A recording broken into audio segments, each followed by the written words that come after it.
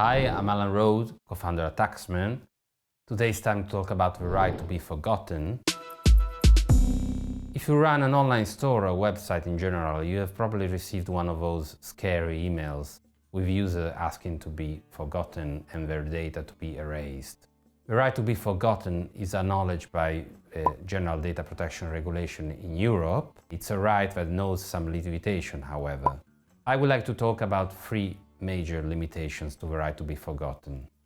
The first limitation is the freedom of speech and information. Let us make an example. For instance, when an important crime is involved, usually data subjects are not allowed to ask for the cancellation of their data because there is a prevailing interest of the people to know who did what. The second limitation are legal obligations. Let's make an example of accounting and tax rules.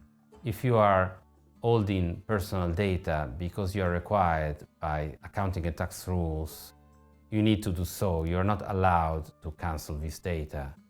And even if a data subject asks you to do so.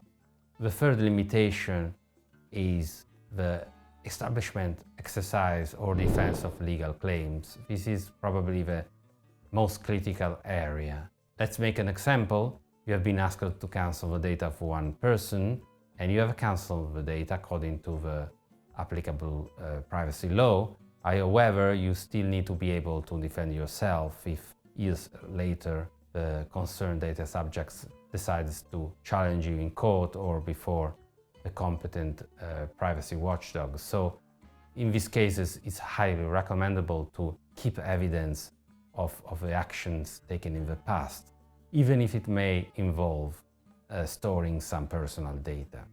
Privacy is a very complicated matter, especially in Europe. If you have any questions or comments, please feel free to write them below this post.